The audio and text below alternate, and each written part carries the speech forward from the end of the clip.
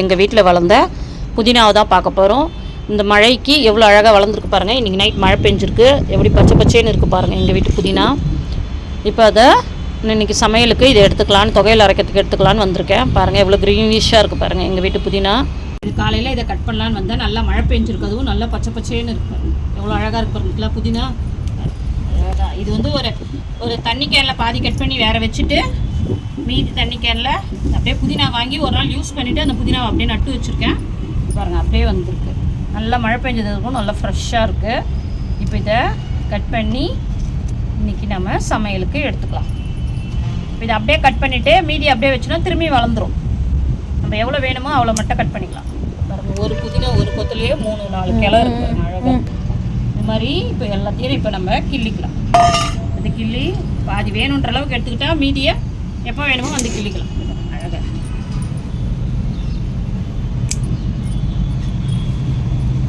எவ்வளோ வேணுமோ கிள்ளிக்கலாம், வேணுன்றப்ப எடுத்துக்கலாம். மீதியை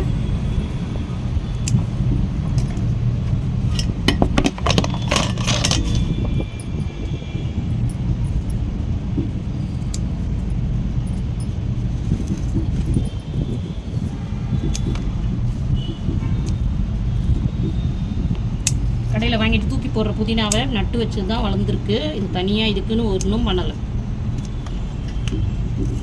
சும்மா அதை ஒரு தொட்டியில் மண்ணில் நட்டு வச்சுருக்கேன், அவ்வளோதான். எவ்வளோ அழகாக வளர்ந்துருக்கு. நீங்களும் வீட்டில் இது மாதிரி சின்ன சின்ன செடியெல்லாம் நம்ம வீட்டிலே வளர்க்கலாம். இந்த புதினா, கொத்தமல்லி. ஆனால் அந்த கொத்தமல்லி மட்டும் தான் எனக்கு வரமாட்டுது, புதினா மட்டும்தான் வருது.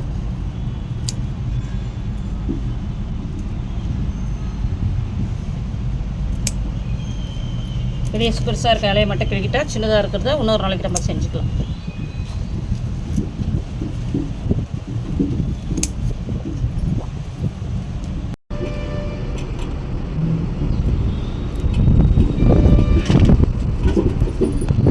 கையிலெல்லாம் கிள்ளக்கூடாது. நம்ம இதுக்குன்னு ஒரு கத்தி வாங்கியிருக்கேன். இப்போ நான் இந்த செடிக்குன்னு தனியாக பாவம் செடி அப்படியே கிள்ளி போடுறத விட ஒரு கத்தி எடுத்து டக்கு டக்குன்னு கட் பண்ணிக்கலாம்.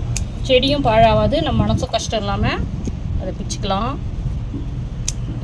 அழகாக வந்துச்சு. இப்போ வேணுன்ற அளவுக்கு எப்போ எவ்வளோ வேணுமோ அவ்வளோ கிள்ளிக்கலாம். மீதியும் எப்போ வேணுமோ அப்போ வந்து கிள்ளிக்கலாம். சும்மா வாங்கி கட் பண்ணி ஃப்ரிட்ஜில் எடுத்து வச்சுக்கிறதுக்கு வேணுன்ற அளவுக்கு கிள்ளி எடுத்துக்கலாம்.